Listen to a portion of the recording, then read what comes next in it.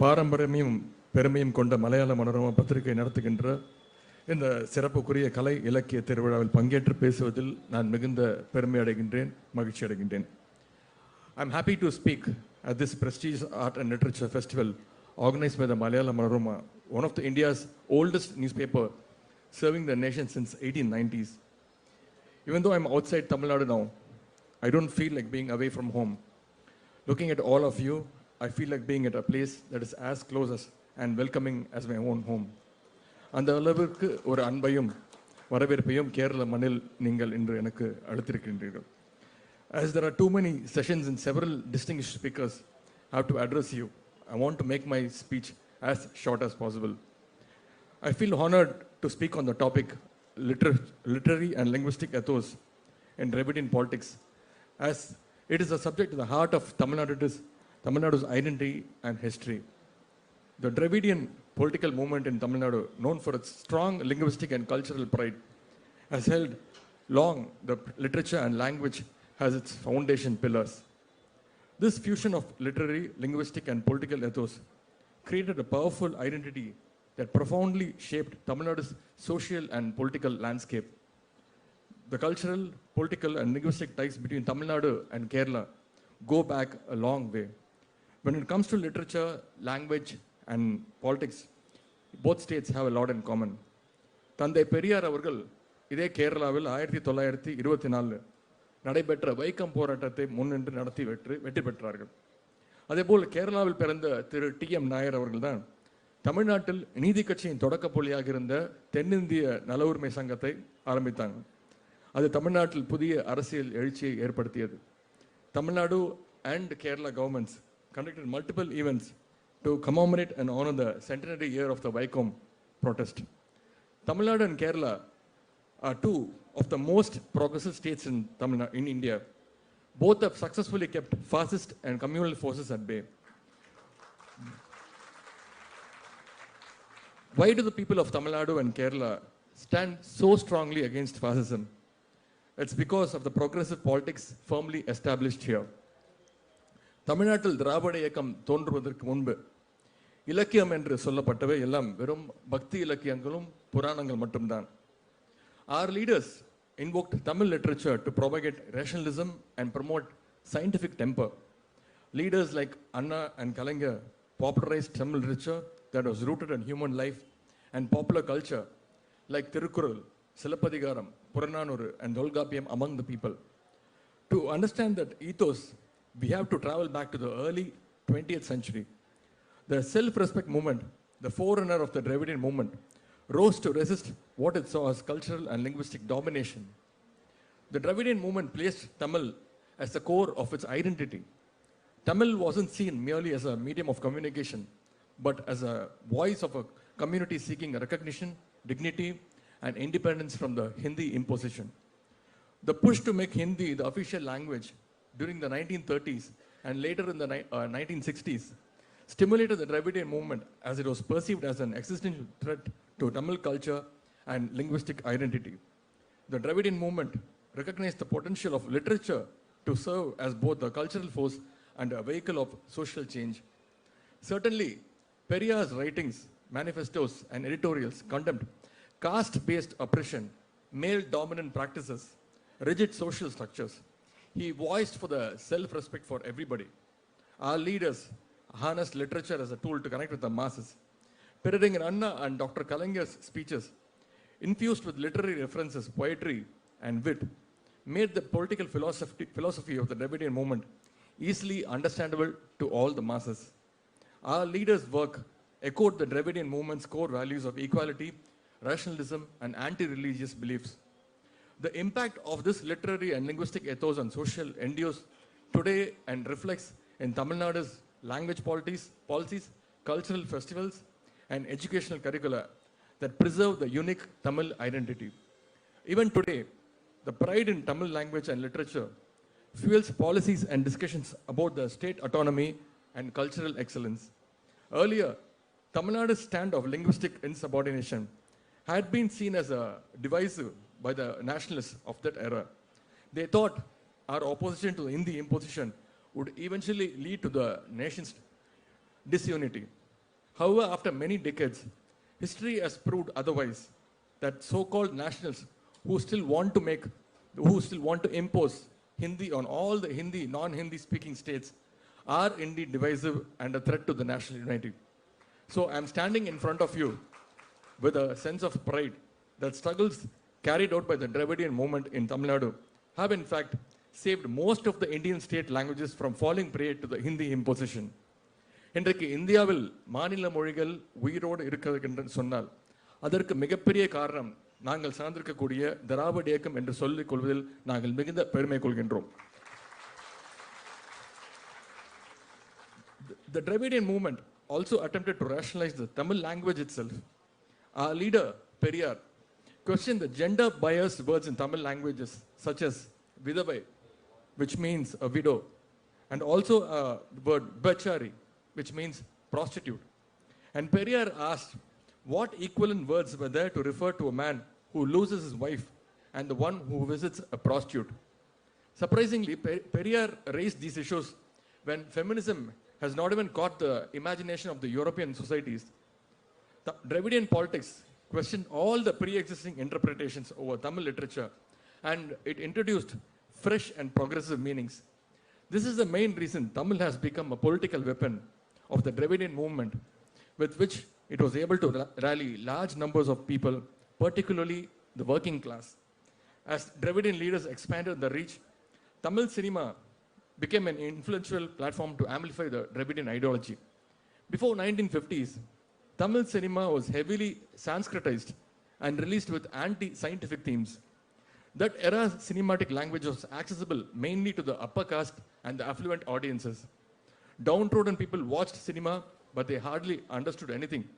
It was the advent of the Dravidian movement that changed the situation. However, later, after the 1950s, cinema emerged as a dominant medium for political messaging, with movies delivering socially conscious narratives and dialogues that resonated with the masses. Dialogue writing became an art form through which the political ideals could be seamlessly woven into entertainment, achieving unprecedented reach among both the urban and the rural audiences. Peraringer Anna's movie, Velicham, which means the servant maid, a drama that laid bare the injustice of caste and class, resonated with audiences and showcased Tamil literature's potential for societal transformation. Dr. Kalangar's famous movie, The Parasakti, reshaped the screen language of Tamil cinema world. Dr. Kalangar infused his screenplays with messages that challenged caste hierarchies, advocated for rationalism, and questioned traditional authority. His use of culturally resonant dialogues made the Dravidian ideology relatable and impactful, paving the way for political aspirations through the emotional power of cinema.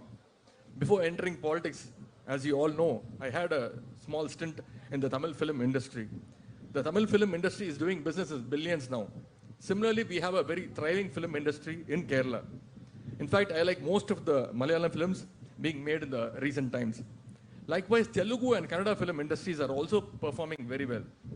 But think for a moment, does any other language in any North Indian state have spawned a vibrant film industry like in South India?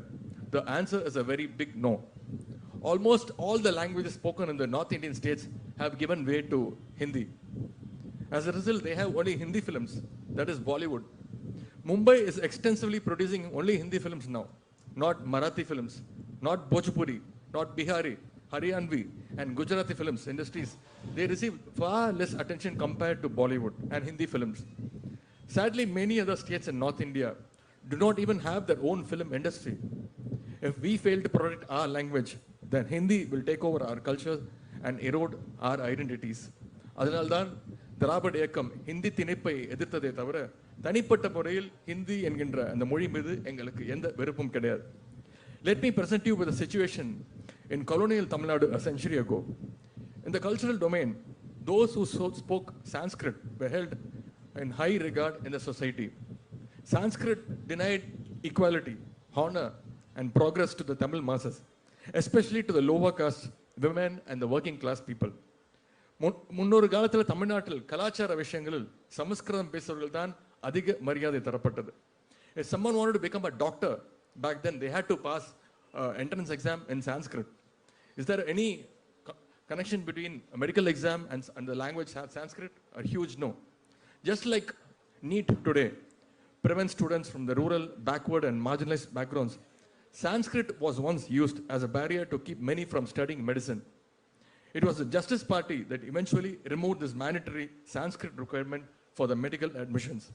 In the 1920s, a Sanskrit professor at a Madras University received a monthly salary of rupees 200, while a professor in a Tamil department earned a salary of rupees 70 per month.